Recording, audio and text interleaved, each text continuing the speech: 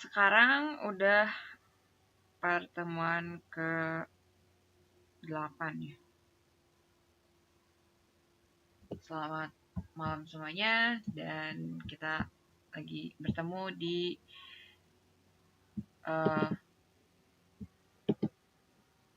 pertemuan ke hampir akhir ya, 8, terus ntar Kamis 9, Sabtu 10 gitu. Hampir akhir dari perjalanan kita mengenal apa itu UI UX design. Untuk kali ini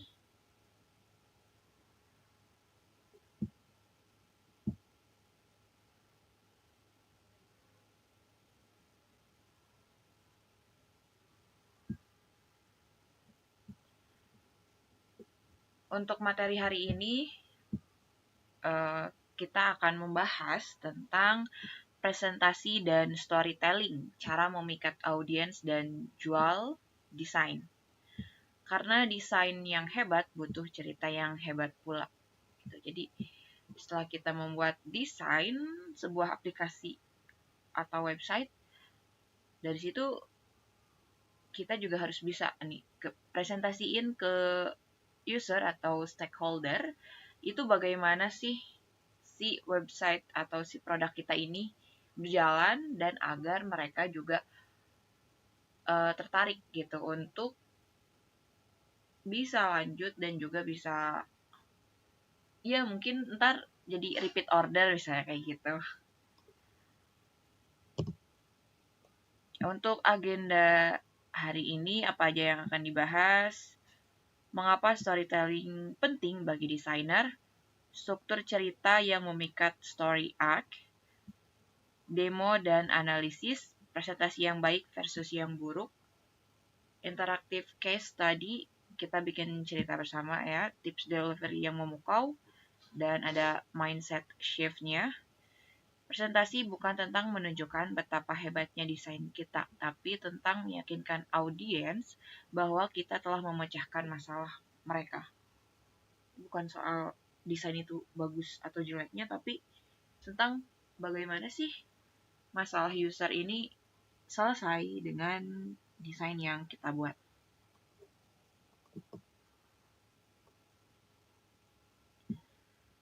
Untuk meyakinkan, mengapa desainer perlu jadi storyteller? Untuk meyakinkan stakeholder, klien atau bos bukan desainer, mereka butuh konteks mengapa dibalik pilihan desain. Jadi yang paham desain itu ya cuma desainer gitu. Karena selain itu ya mereka kan nggak mempelajari desain dan juga nggak terlalu into desain. Jadinya mereka nggak terlalu tahu apa itu desain gitu. Jadinya kita sebagai desainer yang harus bisa meyakinkan, harus bisa menjelaskan pada mereka apa sih desain yang kita buat ini gitu. Untuk membangun empati, cerita membuat data dan desain jadi hidup dan relatable. Jadi desain dan juga data itu berkesinambungan, semuanya berdampingan gitu, sama. Nggak ada yang data terbelakang terus desainnya terdepan atau sebaliknya gitu, enggak, semuanya sama gitu, data dan desain ini. Karena kita membuat desain itu ya pastinya harus ada data gitu, sedangkan data sendiri itu yang pastinya variabelnya itu lebih jelas, lebih detail, dan juga lebih bisa membuat si desain ini terlihat lebih hidup. Agar desain dihargai, desain yang punya alasan kuat di belakangnya tidak mudah ditolak atau diubah sembarangan. Nah, jadi desain ini orang-orang tuh nggak ngeremehin gitu, nggak ngeremehin hasil desain ataupun si desainernya kayak gitu. Kenapa perlu si ya desainer itu bisa cerita public speakingnya gitu kan, storytellingnya gitu harus bisa ini. Kenapa ya? Karena agar salah satunya desainnya juga dihargai gitu, desainnya juga tidak diremehkan, tidak dikecilkan oleh stakeholder ataupun tim yang lain, misalnya anggota tim yang lain ya kayak gitu. Jadinya uh, bisa lebih, desainnya itu lebih apa ya, lebih kuat lagi gitu, karena nggak sembarangan diubah gitu. Misalnya misalnya ada ini apa, stakeholder gitu ya yang ngomong, ataupun misalnya salah satu tim kita nih yang nggak terlalu ngerti desain tapi dia kayak uh, berani gitu buat ngeremehin desain kita ataupun ngeremehin kita karena ya kita kurang nih buat ngomong ke mereka kalau kita tuh sebenarnya bisa gitu. uh, karena kan orang itu nggak selalu bisa menghargai orang lain hanya karena dia tahu skill yang orang lain punya gitu. Jadi ya misalnya orang lain itu tahu nih si ini tuh bisa ngedesain gitu, tapi karena emang sifat si orang ini tuh menyebalkan, dia tuh suka ya ngeremehin gitu. Ini harusnya kayak gini, ini harusnya kayak gitu. Terus, ini kayaknya kayak gini deh gitu-gitu kan. Itu karena kitanya juga diem gitu, atau kitanya mau ngomong itu nggak bisa, bukan nggak bisa tapi susah mengungkapkan gitu. Nah dari situ kita harus bisa belajar cara gimana mengungkapkan apa yang ada di dalam pikiran dan hati kita soal desain yang kita buat ini, agar si orang ini tuh nggak cuma tahu skill kita dalam designing, tapi juga dalam mengerti apa itu desain. Iya benar-benar ngerti gitu. Jadi oh oke, berarti dia tuh beneran emang bisa ke desain, bukan cuma omong doang gitu. Jadi proving gitu ya, ngasih bukti ke orang lain gitu kalau kita tuh sebenarnya emang mampu gitu. Bukan berarti sombong atau ini ya apa, kayak songong gitu, enggak ya, cuman ya biar orang lain ini aja nggak terlalu meremehkan gitu ya.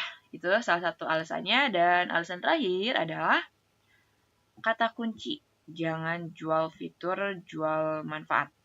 Jangan bilang saya bikin tombol biru, tapi saya bikin tombol yang mudah dilihat sehingga conversion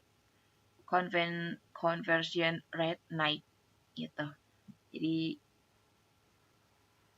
jangan cuma ngomong alasnya doang, tapi intinya juga kita harus ngomong gitu. Jangan cuma ngomong misalnya, oh saya bikin tombol backgroundnya itu rounded gitu.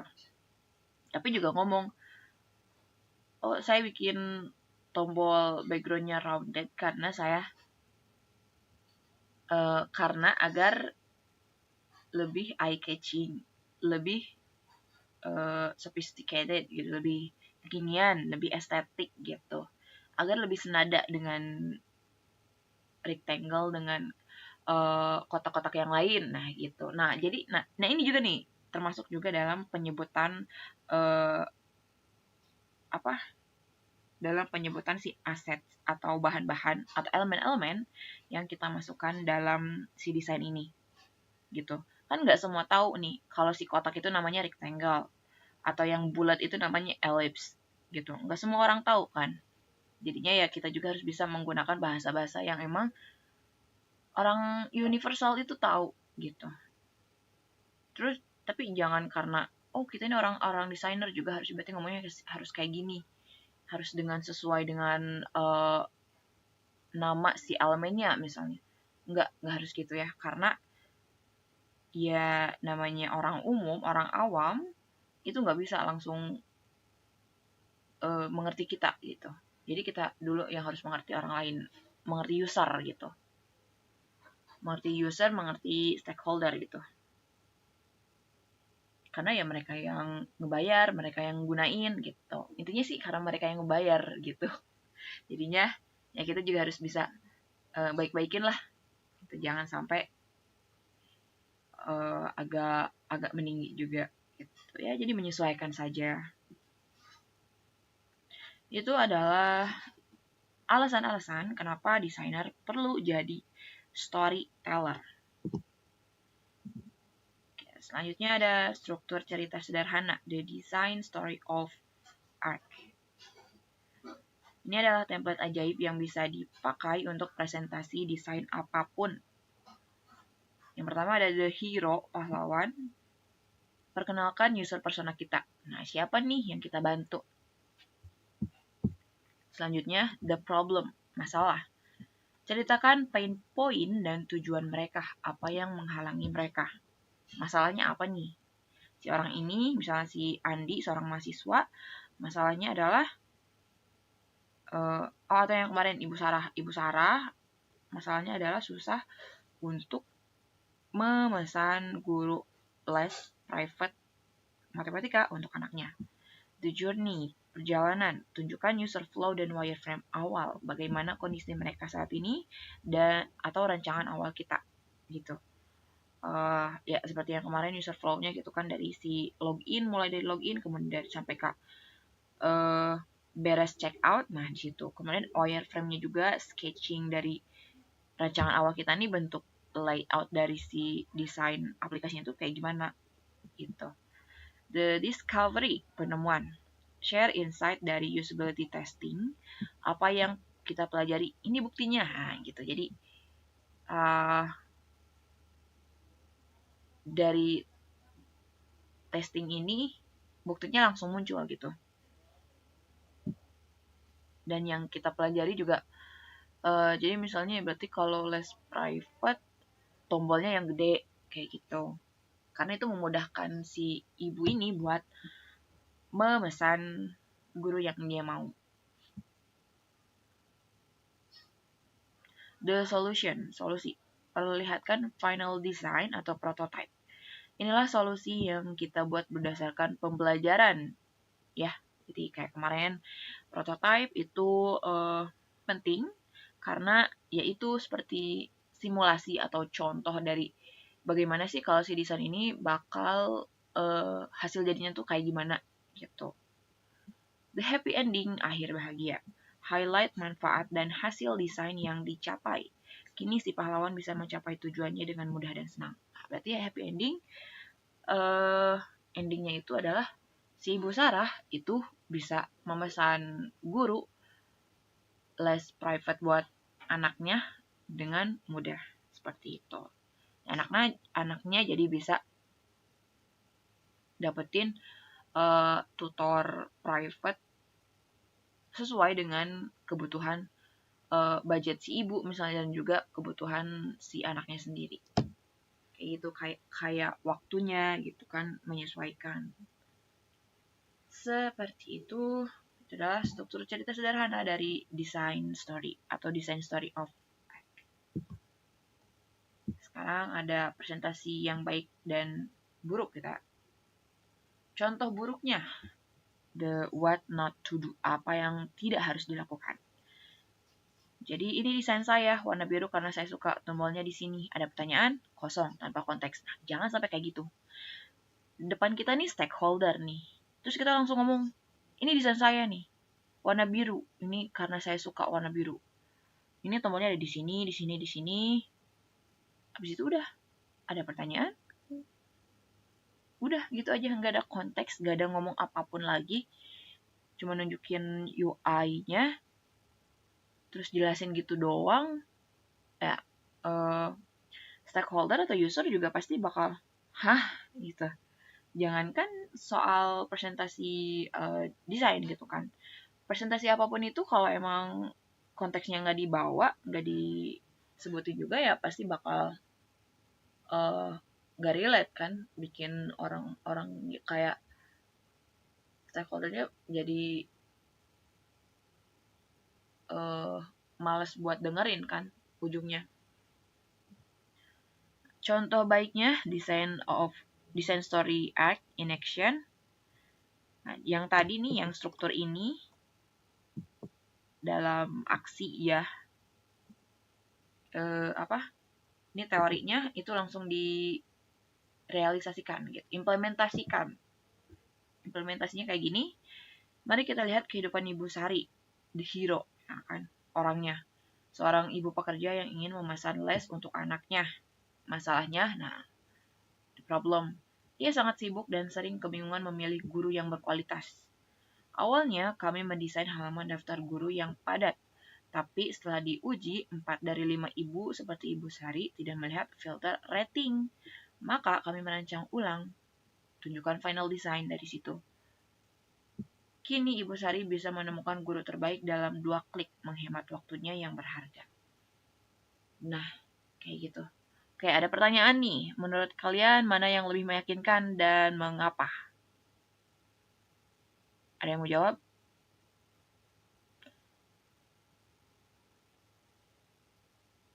Dari contoh buruk dan baik ini, mana yang lebih meyakinkan? Udah jelas ya, tapi mengapa gitu?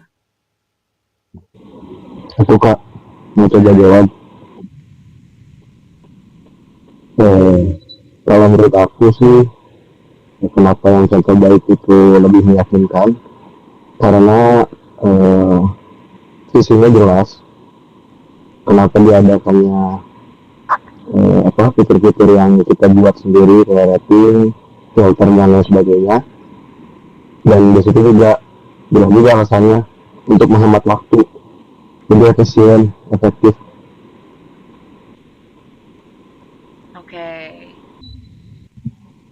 Oke, Kak, bener makasih. banget. Yeay, tepuk tangan semua. Boleh kirim emot clapping. Mana sih emotnya? Reaction. Oh, enggak ada ya? Belum ada sih. Oh, ini.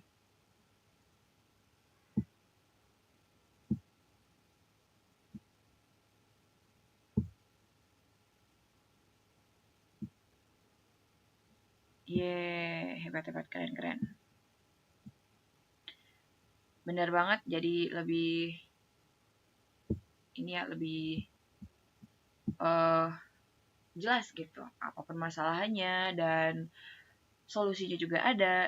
Nah, dari situ baru stakeholder nih atau user ini bakal langsung uh, menanggapi dengan baik gitu. Oh iya bener, berarti gini gitu. Oh berarti uh, harusnya kayak gini. Oh berarti harusnya kayak gitu. Jadi pemikiran si user atau stakeholder juga kebuka gitu soal si desain ini tuh fungsinya dan juga prosesnya tuh seperti apa. Seperti itu. Ini ada case study yang lainnya, interaktif case study, cerita yang lain. Oke, kita bikin cerita bersama. Membangun cerita menggunakan the design story arc. Mari kita tentukan dulu the hero-nya. Oke, menurut kalian siapa pengguna halaman ini? Boleh ini chat aja di kolom chat ya. Buat contoh yang pinggir itu yang all birds, yang ini, yang contohnya itu. Siapa pengguna halaman ini?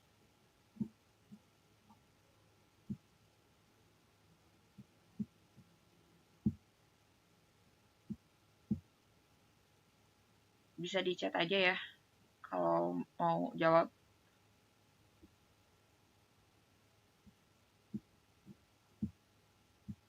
Contohnya adalah Andi, mahasiswa yang hemat. Ini contoh ya. Apa the problem atau tujuannya? Tujuannya apa nih? Contohnya ingin bayar dengan cepat, takut biaya tambahan. Sekarang lihat desainnya. Menurut kalian apa yang mungkin ditemukan selama usability testing atau di discovery? Contohnya mereka tidak melihat pilihan metode pembayaran. Mereka ragu-ragu sebelum klik beli. Berdasarkan penemuan tadi, bagaimana kita akan mempresentasikan solusi di desain ini kepada klien, the solution, dan happy ending. Contohnya, kami menyoroti garansi harga dan membuat tombol beli lebih meyakinkan. Seperti itu. Jadi, kalau yang ini hero-nya berarti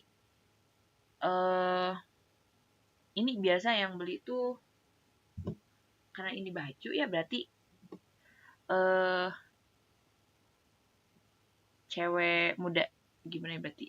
Misalnya Sarah, Sarah ibu muda gitu misalnya.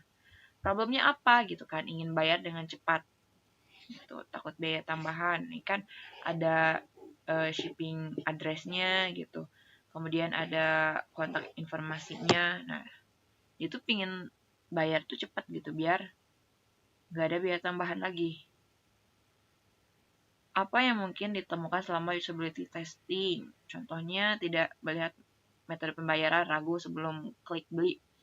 Kalau yang ini berarti ini metode pembayaran ada ya jelas di sini gitu kan. Ada Shopee, kemudian ini apa sih? Amazon Pay dan PayPal gitu. Nah, eh, ini untuk metode pembayarannya itu ini apa? Misalnya kurang gitu metode pembayarannya nggak ada yang sesuai dia mau. Nah, seperti itu bisa ditambahin lagi di sini kan ada panah ke bawah misalnya buat beberapa pilihan metode pembayaran lain gitu. Ragu sebelum klik beli. Nah, ragu belum klik yang continue to shipping gitu. Berdasarkan penemuan tadi, bagaimana kita akan mempresentasikan solusi desain ini kepada klien? Contohnya garansi harga. Di sini ada tulisan garansi harga juga, bukan cuma shipping address aja. Kemudian membuat tombol beli lebih meyakinkan. Nah, di sini uh, continue to shippingnya misal diganti warnanya gitu, atau misal di sini ada ini apa langsung klik buy gitu. Ya, seperti itu. Jadi uh, bisa langsung diimplementasikan gitu. Bagaimana sih uh, buat sebuah cerita dari struktur desain yang ada gitu. Kesimpulannya, ya jadi baru saja secara kolektif membangun presentasi yang jauh lebih powerful daripada sekedar menunjukkan gambar. Jadi dengan cara ngomong seperti ini, itu presentasinya kepada user itu lebih meyakinkan lagi dan juga lebih uh, bisa membuat ya menggait lah hati para user gitu, nggak cuma kayak bengong doang gitu, ini apa sih seperti itu, tapi juga ada storytellingnya atau ada study case-nya gitu.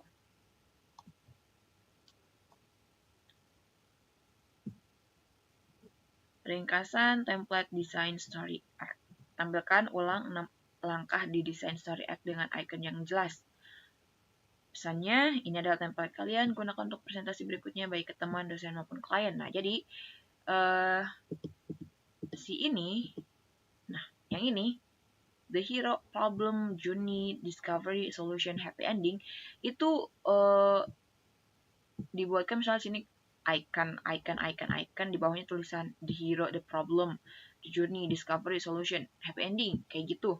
Nah, dari situ tuh misalnya diklik langsung muncul kayak pop up ataupun kayak ngebalik gitu si cardnya atau si kartunya gitu kan, langsung ngebalik muncul arti dari hero-nya tuh siapa gitu, problemnya tuh apa kayak gitu ya.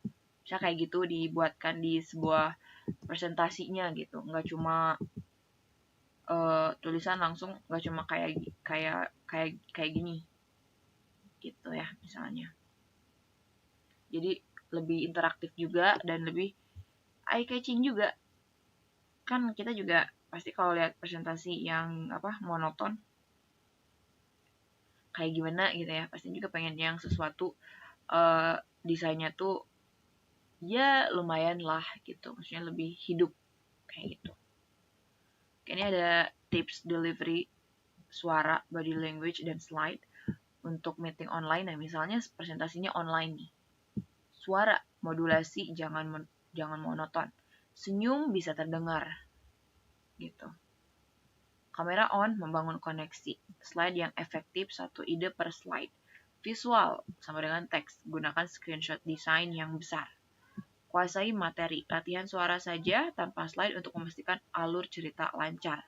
Nah, jadi kalau misalnya meeting online sama stakeholder atau user, ya harus on cam kan buat tapi ada juga sih yang nggak harus ya, misalnya si ininya fleksibel gitu si stakeholder atau usernya. Dari situ bisa ngebuat si sama aja kayak offline gitu, ya meyakinkan stakeholder biar mau untuk menggunakan desain yang kita buat seperti itu. Terus jangan materinya dibaca semua atau teksnya itu banyak gitu kan misalnya, tapi misalnya di sini gambar gitu kan, screenshot dari desainnya, teksnya baru di samping dikit tapi gitu, cuman menjelaskan ini itu frame apa, ini tuh halaman apa, kayak gitu aja. Selebihnya menceritakan tombolnya, fiturnya, kemudian layoutnya, segala macamnya itu kita sendiri tanpa harus melihat layar presentasi gitu. Jadi cuma buat nunjuk-nunjuk doang. Tapi selebihnya ya jangan sampai kayak kelihatan membaca lah. Selanjutnya rule of thumb 10, 20, 30 rule Gai Kawasaki. 10 slide 20 menit, font 30. PT bisa diadaptasi ya. Jadi untuk ininya apa? Desainnya gitu ya. 10 slide 20 menit presentasinya. Isinya 10 slide, presentasinya 20 menit.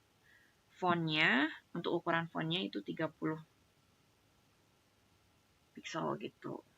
Ya, bisa diadaptasi, bisa di-adjust aja gitu. Sesuaikan saja. Seperti itu. Jangan gugup sih sebenarnya ya. Satu juga, jangan gugup. Selanjutnya ada tantangan dan kesimpulan. Oke, untuk tantangan ini, seperti biasa, itu dikerjakan boleh, maksudnya dikerjakan dapat nilai, enggak juga nggak apa-apa. Cuman ntar sih bakal ada ini ya, kayak peringkat skor terbanyak gitu aja sih. Skor terbanyak ya dari nilai-nilai kayak gitu. Tantangan ini dikumpulkannya hari Kamis. Ya, hari Kamis pertemuan ke-9. Tantangannya adalah pilih desain dari tugas sebelumnya atau proyek pribadi, itu jadi desainnya itu bebas, satu aja. Rekam presentasi singkat 3-5 menit menggunakan desain story act dan kirim ke link tugas di deskripsi grup. Jadi bisa nih, tantangannya desain itu bebas ya, bebas. Itu nggak terpatok misalnya harus desain apa gitu. Tapi itu harus yang pribadi ya, jangan yang orang lain gitu.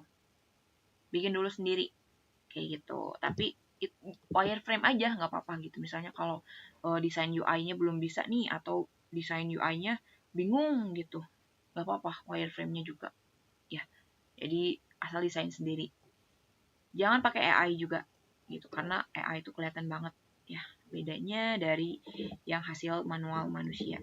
Meskipun sekarang ada ya AI yang bisa bikin desain UI bagus gitu, cuman tetap aja itu buatan AI dan kelihatan banget perbedaannya sama manual yang manusia.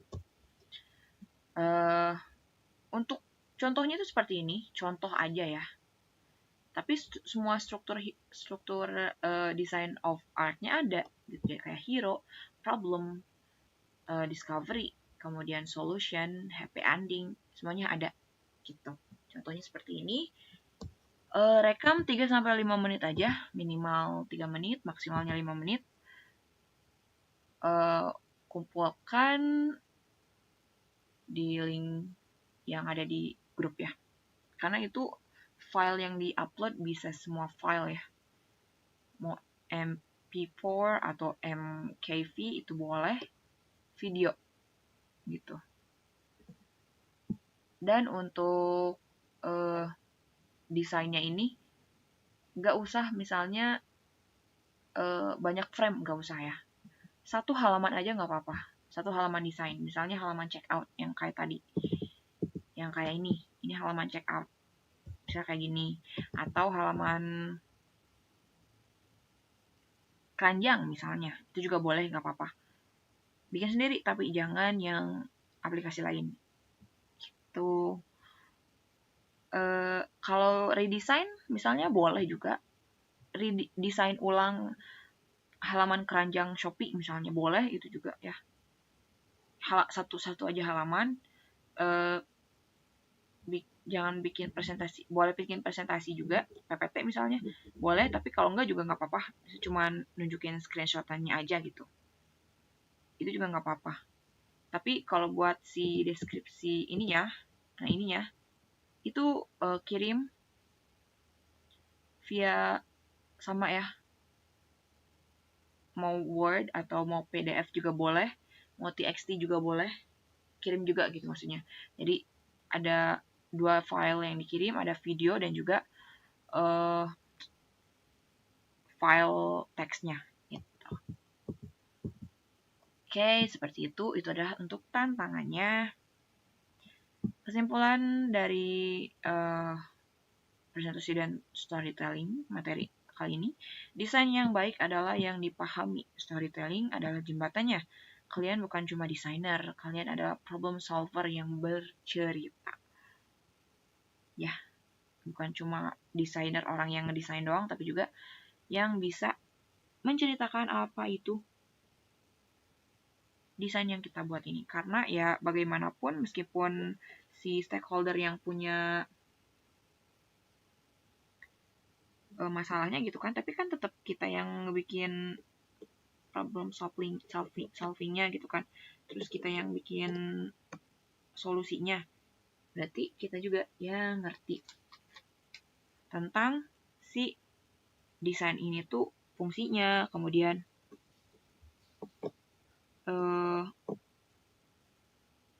ini tuh arti estetikanya tuh apa, nah, kita sendiri kan yang tahu. Meskipun mereka yang ngasih data-datanya, tapi kita yang membuat data-data itu hidup. Seperti itu. Itu adalah kesimpulan untuk materi kali ini. Oke, seperti itu untuk materi hari ini. Silahkan jika ada yang ingin ditanyakan, seperti biasa, bisa lewat chat ya, ataupun on mic.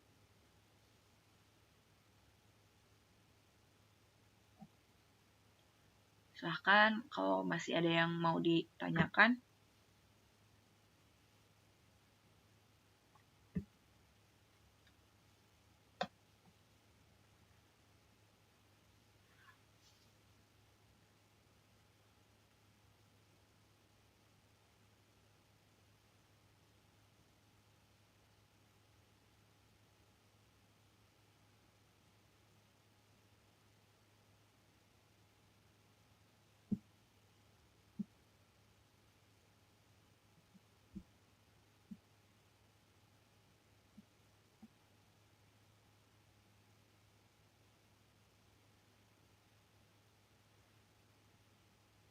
Boleh langsung on mic ya kalau emang ada yang mau ditanyain.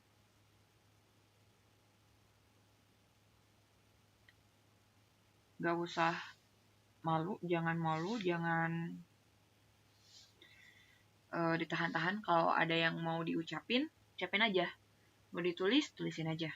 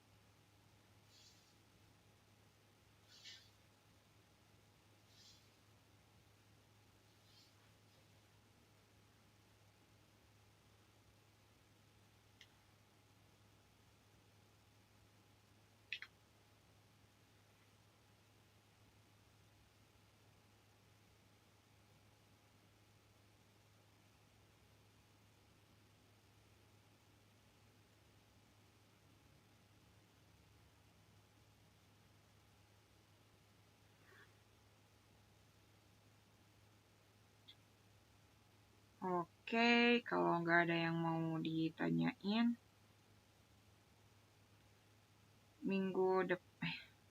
pertemuan ke-9 itu apa ya? Soalnya pertemuan terakhir itu kan review dan evaluasi gitu. Itu nanti akan ada beberapa desain dari tugas yang dikirim yang harus ditampilkan gitu. Kita evaluasi bareng-bareng, kita review bareng-bareng, dan nanti juga aku kasih tahu di grup buat siapa aja yang harus mempresentasikan hasil desainnya gitu.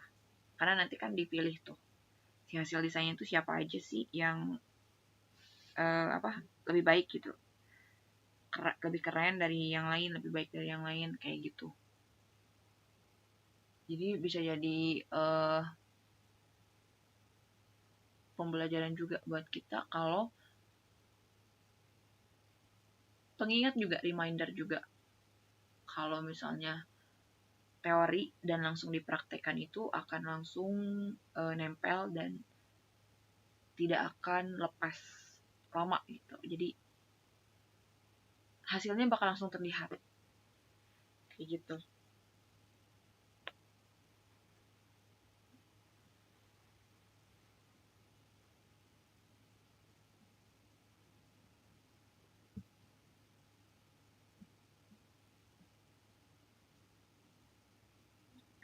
Oke, ditunggu 2 menit lagi.